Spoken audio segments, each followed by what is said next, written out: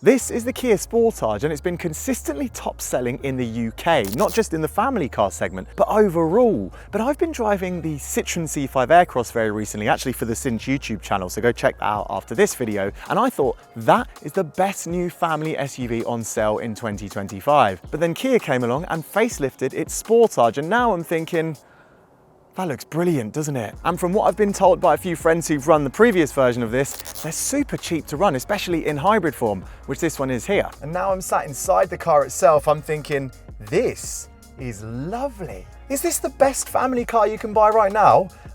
If it is, I might need to re-edit the Citroen C5 video that's already live.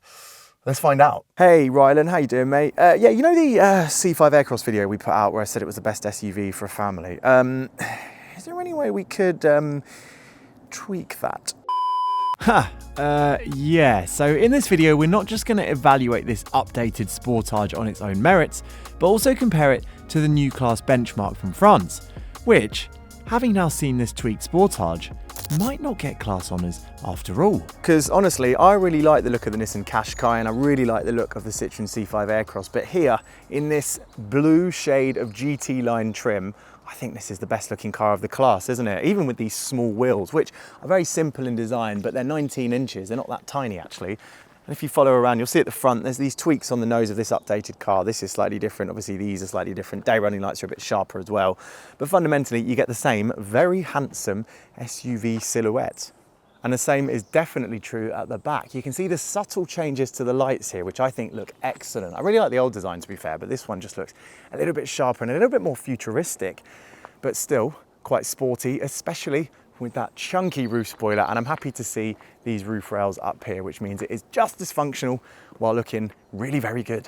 Just wanted to cut in and say thank you for watching this video. I hope you're enjoying it. If you are, please do hit the subscribe button and feel free to click like and leave a comment below to show your support. Thanks. You won't be surprised to hear that the Kia Sportage, with the word sport in its name and also in GT line trim as it sits here, is a little bit sportier than the C5 Aircross interior, because the C5 very much centered on being comfortable. It had a lot of soft touch materials, whereas in this car, we've got these bucket light seats. They're a little bit firmer to sit on, although they're still very supportive. And you've got a few flashes of fun colors. Look at this cream on the steering wheel here against the black. But really, it's still an interior dominated by two main screens. But I like the screens themselves. I like the racy dials that you get on the instrument cluster. I like how sharp and crisp they are. But then there's also a retro touch, because the actual digits in the screen are almost like they would have been in the 80s or the 90s. They don't have to do that, of course, but it just looks quite cool. So I like those touches.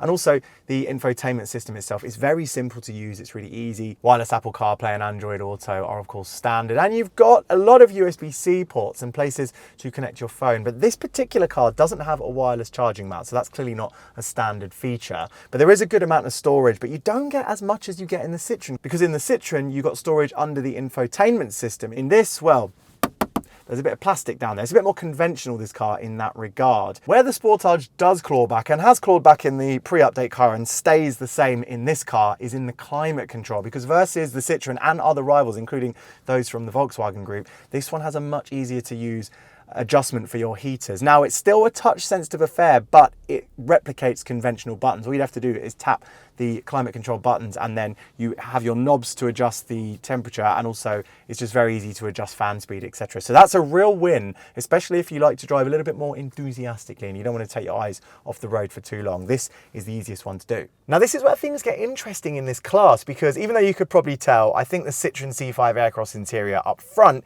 is more interesting and more practical and more comfortable.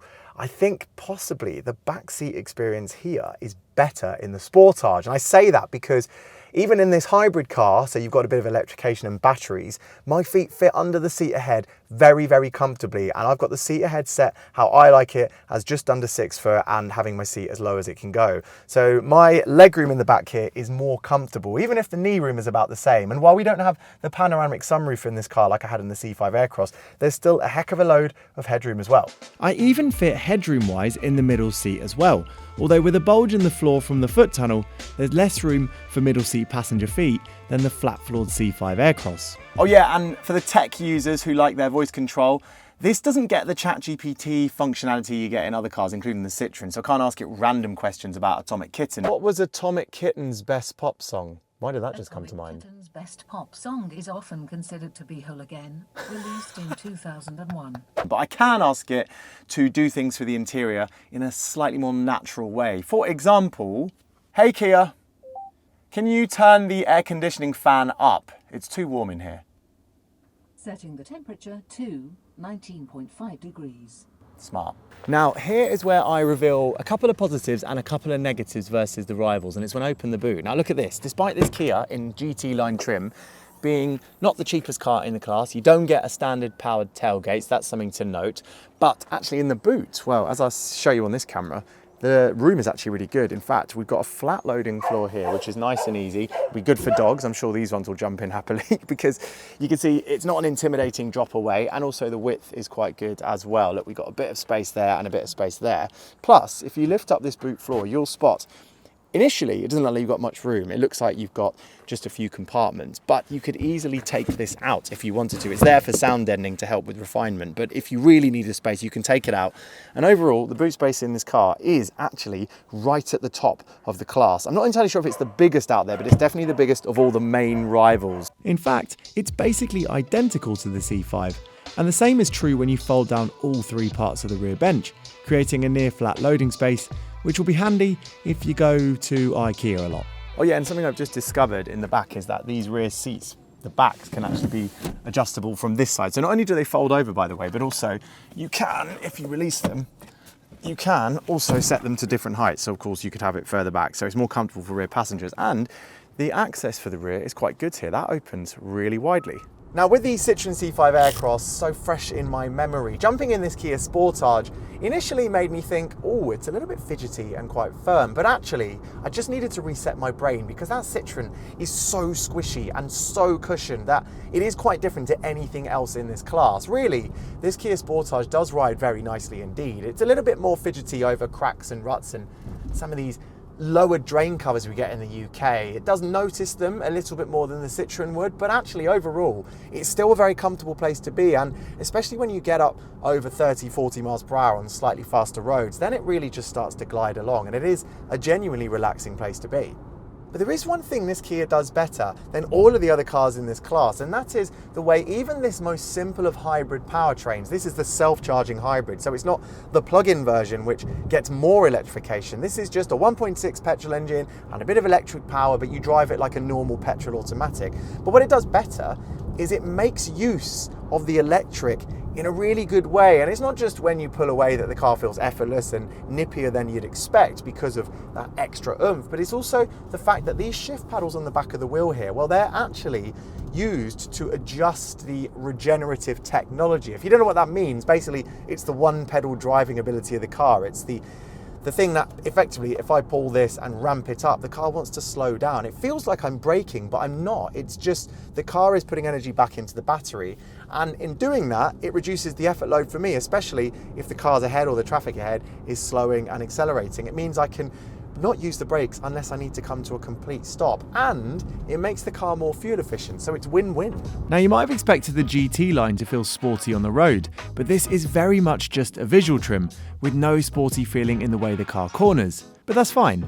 This is a family car after all. Although it is one that has increased in price a fair bit, with the hybrid version starting from £34,000, £4,000 more than the hybrid C5 Aircross starts from. And to get into a GT line hybrid, you need from £36,925.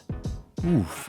Another thing I really like about this car, just like the shift paddles, is that you've got a favourite button on the steering wheel, which is the star, and I have favorited, or I've set the favourite button to turn on the driver assistance page, so when I click it, if I get in the car, I can just switch off the things I dislike, which is basically everything these days, because they're all just really annoying and they don't help with driving at all. So it's nice that that's a shortcut. You don't have to faff in the menus. And as promised, here's a demonstration of the reversing camera. Now, you'll see in this Sport line, what we don't have is a 360 above view, but we have got a very clear image of the rear camera. Let's see if I put it in first. Do I get a front camera? No. So we are short on tech in this car, in this GT line. You're gonna have to spend a few more quid to get some of the extra goodies, but come on, I mean, I'll be frank, if you don't need all the parking cameras, which a lot of us don't, it's pretty good. That said, for those who do rely on this tech, the Citroen's reversing camera tech is definitely better, as is the MG/HS's, as with that, you can also get to see what's underneath the car. Compared to its main rivals, the Kia definitely isn't the most technological. But one thing it is actually surprisingly nippy, because it gets off the line with that hybrid oomph very nicely, and it will do 0 to 62 in under 8 seconds, so it feels effortless and sometimes quite fun. The same can be said for the base spec pure petrol Sportage, which at £30,885 comes, to my surprise, with a manual gearbox. It's obviously not as quick or as fuel efficient as the hybrid, but it's still punchy, and with less weight to carry and smaller 17-inch wheels, it's even more cushioned, although still not as much as that pesky Citroen.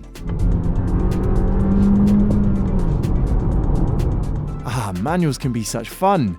But in 2025, I'll be honest, the hybrid feels more relevant, not least because it helps you save fuel. Even on my heavy-footed mixed drive, our hybrid Sportage achieved 38 miles per gallon, which is respectable. So while yes, it's true the Kia isn't as squishy and comfortable as that Citroen, nor is the hybrid powertrain quite as advanced as the one you get in a Nissan Qashqai, for example, I think there's a lot to like about this car. There's more legroom in the back, and even though the front has a little bit less space than the Citroen, for example, it goes toe-to-toe with the best when it comes for overall boot space. And it has something that I don't think any of the rivals can offer in the same way, and that is looks. Because I mean, doesn't it just look great? In the GT line trim in that blue especially, but in all forms, this, I think, is the best looking car of the class. So I can't blame you if you find it irresistible, even if I have to admit, for me, the squishiness of that Citroen might just lure me its way. It'd be a tough one to decide upon. But let me know what you think in the comments below. Which would you go for? And of course, if you've enjoyed this video, feel free to hit the subscribe button, give it a like, and maybe even leave us a comment, because I need all the support I can get on this new but hopefully growing channel.